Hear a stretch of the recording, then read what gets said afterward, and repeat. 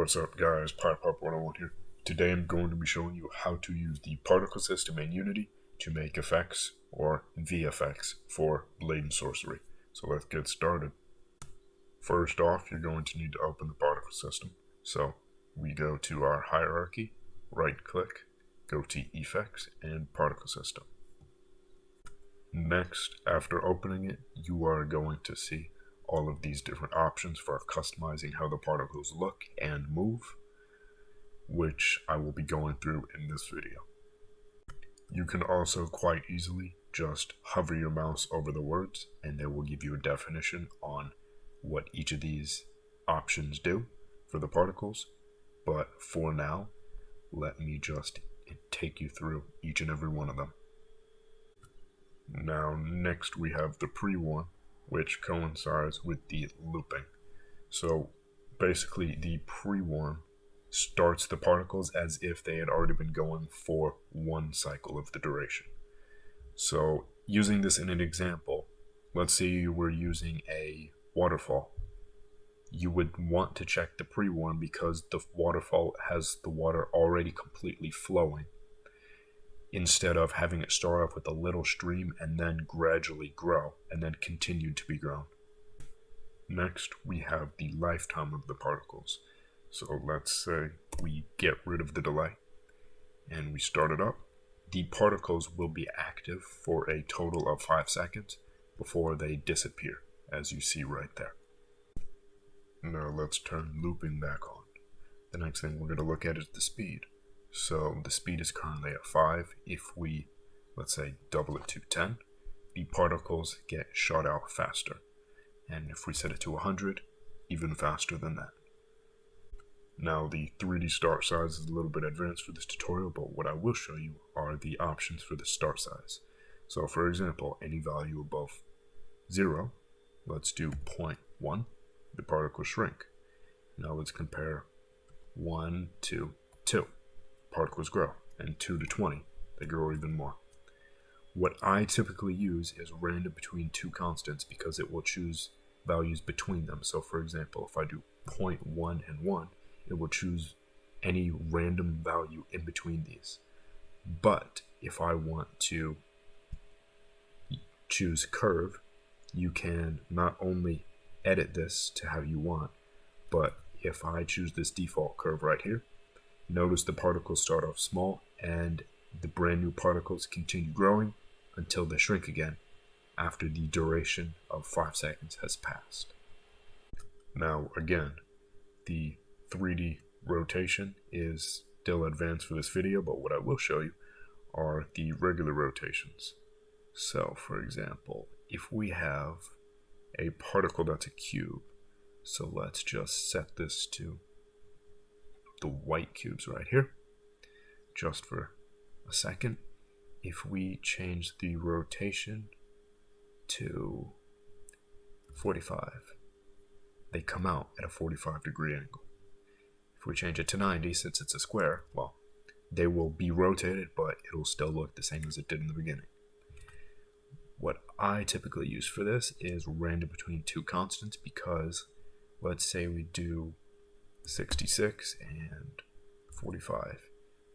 You see that they're not all the same angle and it gives a little bit of variety to the particles.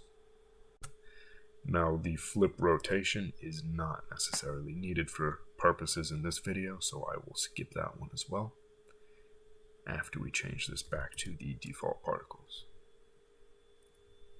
Okay, so now what we are going to look at is the start color. So this has a bunch of different applications. So if you look at this now, the particles are coming out, but we can change it to be whatever color we want. You can edit the values in here. You can also change the transparency. So for example, the more you decrease the alpha, the less the particles are seen. If you hit the triangle right here, you can choose all these different versions. So for example, if I select random color, this will be brought up your gradient editor. To add different colors, you go to the bottom, you just click on this invisible line right there, and let's say I want to do red, green, and let's just do yellow. Okay, there you go. So now the particles are changing colors. But what I typically use is just random between two colors because it chooses values between them. So if I want to do a red, see, just between red and white, it is not just red, but there's pink and different kind of colors of a lighter red. Now, a cool function of Unity is if you set the speed to 0, the particles will stop and just be lined up in a sphere as is shown in your shape, which, here's the circle. I'll get to that in a little bit, but for now, if you want to take a look at the gravity modifier, this is really cool, especially for weapons that you want particles to be dropping or going up. So you can, let's say if we set it to 1, the particles will drop, but you can also have these be negative values. So if I set this to -1, the particles will go up. What I typically do, depending on what kind of particles I'm trying to make, is I set it to random between two constants. If I do -0.1 and 0.1, the particles will go up and down. Not too fast, but it still looks really cool how they would do it. So imagine this part as a blade, and when it gets to the end of the blade, the particles will vanish. So let's set these back to 0, so the particles are all there, and change this to 5. Now something cool that I can show you is the simulation space. So if it's set to local, the particles will follow the weapon exactly how it is, or whatever you're making it for. If it's set to world, it moves along with the world, not the specific weapon itself. So it reacts with the physics in the game in Blade and Sorcery. So if there's wind or anything like that, the particles will move along with it. The simulation speed is a slight variation of the speed, although it does not change how fast the particles get shot out. It just increases the speed at which everything happens. So for example, it's set at 1, the lifetime of the particles is 5, the speed is 5. If we set it to 2, it happens twice as fast. And now if we set it to 3, same thing. Notice that the particles don't get shot out any further. The animation just happens quicker. Now the last thing we need to worry about is the play on awake. We don't need to worry about delta time or any of this other stuff. Not for this video, not for Blade and Sorcery. They don't really add much to it. At least I've never used them. So the play on awake function. This is for if you want to call particles from a script or have them activate as soon as you use the weapon. So for example, if it is off when you start the game, you won't be able to see these particles, okay? This is how it will look. You can call it from the script, meaning you can turn the particles on from the script. So let's say if you press your spell button, then the particles, this box would check in-game, and the particles would turn on. So if you want your weapon in Blade and Sorcery or whatever you're making to have particles that start out right away, the play on awake needs to be checked. If it's not checked, your particles will not spawn in-game as soon as your weapon loads, or whatever you use it for. Now, here is something that is very important when it comes to Blade and Sorcery if you want to prevent lag, because we all know how much lag sucks. If you go to the emission, you have the rate over time, rate over distance, and bursts. I typically don't use rate over distance, so I won't worry about that in this video. But what I will show you that works best for Blade and Sorcery is the rate over time and bursts. So the rate over time, simply just the amount of particles that are shot out in your lifetime. So if I shoot out 50 particles, more particles get shot out at once. If I set it to 1, less get shot out. Now, it is exactly what you think. The more particles you have, the more lag that will happen in game. I typically recommend, if you want to add in a couple different particle systems all at once, that you have the emissions no more than 100. I like keeping mine below 30 if possible, but for purposes, let's set this to 30. Now you can easily see it. On to the bursts. So if we set this to 0, turn off the particles, and hit the plus, now we can change our bursts. So of course, you can scroll your mouse over this and see what they all mean. What I will show you is what I typically do. So 30 particles get shot out one time. So if I hit play or restart, you will see that they all come out at once. This is great for explosion effects. Now if I set this to 100, notice that more particles get shot out. But if I only set it to 1, less get shot out. This is good for a bunch of particles if you want them to all come out at once. Now if you set this to an infinite cycle, one particle will be shot out every 0.01, so every 1 second. Now if you increase the interval to 0.1, one particle is shot out every 0.1 seconds, and if you set it to 1, one particle is shot out every second. One cool thing you can change is the probability. So for example, if you want this, let's set it to 10 so you can see a little bit more. If you change the probability to 0.5, there is only a 50% chance that the particles, look, you see right there how it doesn't always shoot the particles out. There's a 50% chance that the burst will trigger, that the particles will spawn. I think that's something really cool to add and adds a little bit of variation to your particles because it's not the same thing being looped over and over and over again. It adds variation.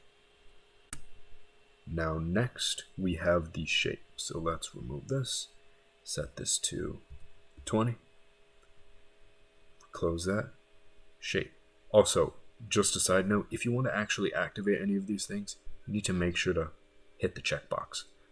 But for now, we go to our shape. Now this is how the particles are being shot out. So you can see the cone shape. It's a cone.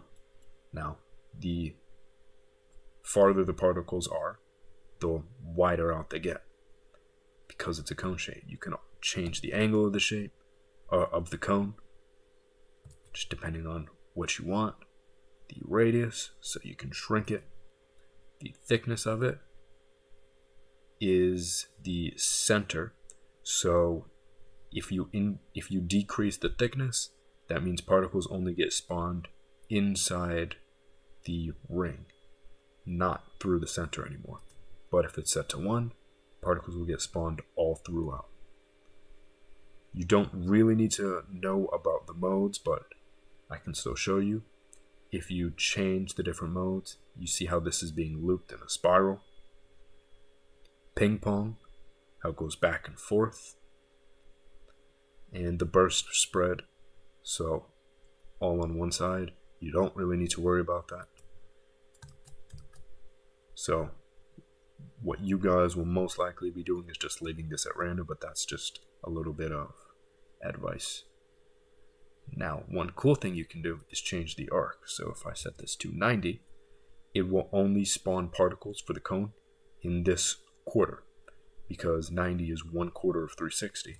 360 is the whole cone. And if I set this to 180, that's 2/4, so this half. Okay, now let's look at the other shapes. So let's set this back to 360. And you see we have the sphere, hemisphere, cone, donut, etc. I typically only use the sphere, the cone, the donut, and the edge. I'll explain why in a minute. But for now, if we set the sphere, it will go spawning particles in every direction. If you increase the radius of it and set the speed to be 0, the particles will spawn all around, because if the speed is 0, they just spawn around the sphere itself.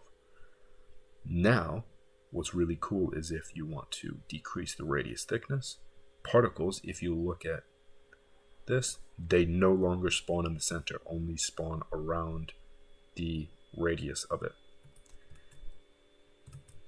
Next, what we're going to do is, we've already done the cone, so I can show you the donut. If the donut has particles and speed set to 0, so the particles do not fly away, so they just spawn around the edge of the shape, it will look like this. And this is great, especially if you don't want any particles spawning in the center. And finally, the last one I typically use for a sword or something is edge. And I'm guessing you guys can see why. This is great because you can put this along the edge of the blade, increase it, decrease it. You can change the mode of how the particles spawn, which is really cool.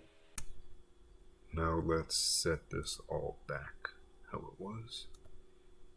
And we are going to skip over a couple of these because they are too advanced for this video, but we can do color over lifetime. So let's set this back to white. And I find this to be really cool because instead of you just seeing the gray right here, you can have it change. So for example, if I have this color, this back one, be red, over time the particles change from white. Then there's this color in between where they get the light pink, and then to red. You can also add other colors to this by, again, clicking on this little invisible bar. So let's say you want it to be green. So white, green, and red. And then there's a little bit of a brownish color in there, which you see right there. So it's really cool. Another interesting feature that you can do is not only change the color over lifetime, but change the transparency. So for example, you don't use these. These are for the colors. The top ones, though, are for the alpha, the transparency. So if I set this all the way to 0, you see how this changed? And if you look at the particles now, so this is without the alpha change. This is with the alpha being 0 over lifetime. So as the particle is alive for the 5 seconds, the lifetime is 5 seconds. As it approaches the 5-second mark, the particles begin to disappear, and this makes it look great, especially if you want particles that disappear. For example, an explosion. You don't want the particles to just randomly pop out of existence like they are right now. Now, I haven't really tested out the color by speed, so we'll skip that one. But one cool thing you can do is do the size over lifetime. So let's check that. And as you can tell, it automatically has this one selected. If it doesn't, well, you can just click this default curve. So you can tell that there's all these other curves right here.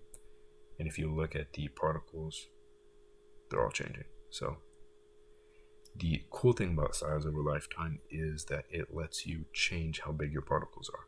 So for example, even if you set this to being the default value of 1, if this starts at 5, so those particles are gigantic, one thing you can do is always change this, or you can type the size in here. So if I do 0.5, any value over 1, of course, so let's do 0.1. Now those particles are much easier to manage. Now let's set the star size back to 1, and we can skip over the size by speed because that's not something really needed. So if we go to the rotation over lifetime, it's something that's really cool. If you check it, this is automatically selected and the number is in. If you can tell, looking at the outline of the particles, and one thing I'd like to mention, this orange part does not show in game. It's just to select the individual particles. This changes the velocity. It changes the angle over the velocity. So as your particle is living, as the lifetime is going to 5, the angle changes. So if I wanted to change this, let's say to 360, now look at how much faster it spins. So it does a 360-degree turn, so a complete spin over the 5 seconds. So one cool thing you can do is you can set this to a curve and to constants like before. One thing that I like doing is if I set this to negative 45 and 45, it not only spins like this, 45 degrees, but it also spins the other way, so clockwise and counterclockwise, which I think is sometimes cool to add to your particles. Now, the last main thing I'm going to show you in this video is the texture sheet animation before I get to the renderer. So if we check this box, it's already set up to 1 and 1. You don't need to worry about anything else except for the tiling, especially for beginners. So what I'm going to do is find something with, okay, so this is 4x4. So these are 4 different textures. Or, well, 16, so 4x4. So if you go back to the texture sheet animation, with it unselected and selected, this is how it will look. You don't want the particles to look like this. What you do though, is you set it to 4x4, because that's what it is, and you notice that over their lifetime, the particles change. So they can add a special effect to it, so it's not just a singular particle. One that I like using a lot is this Shield Mobile. And if you notice, it's much larger than the other one. It is 8x8, not 4x4. So if I set this to 8x8 for the fire particles, now just look at that. It looks like actual fire because of how it's moving and because of the grid of the textures. Like I said, you don't necessarily need the texture sheet animation to change, but it is a cool feature to add because it makes the particles look like they're moving, which is cool. So the last thing I'm going to be showing you is a little bit of the renderer. So this is where you change the materials, which can be really cool. And actually, this is good to show you with. So let's say I have it be this yin-yang symbol. What you can do is change the render alignment. So if you set it to world, it is very flat, which we don't want. View is how you're looking at it. Local, again, flat. Or facing. Facing is the main one that I use for Blade and Sorcery because no matter what particles you have, whether they are spherical or 2D, it's whatever way you're looking at it. So they always look 3D. And then the last one is based on velocity. You don't want to choose this one for this obvious reason.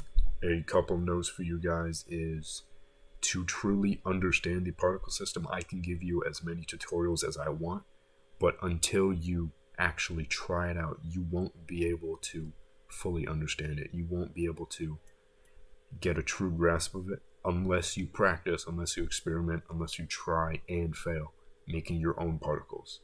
Now, I will be making some pre-made ones and including those in my Patreon, so you guys can download those and be able to have a starting point along with the videos. Another thing I'd like to suggest is downloading as many Unity packages as you can that have texture sheets, because if you look at mine, I have all of these different kinds and different choices. So for example, I can make skulls. How cool is that? Or any of these other kind of effects. And I have hundreds and hundreds. Honestly, at this point, I probably have thousands. So the best part about downloading all of these is you have so many different choices of different textures and different particles you can use, different effects you can make that make your weapons or your spells, whatever VFX you're trying to make, whatever visual effects you're trying to make, look as cool as possible for you and the audience. downloading these texture sheets or these particles are extremely easy. All you want to do is go to Window, go to Asset Store, or Control 9, and here you go.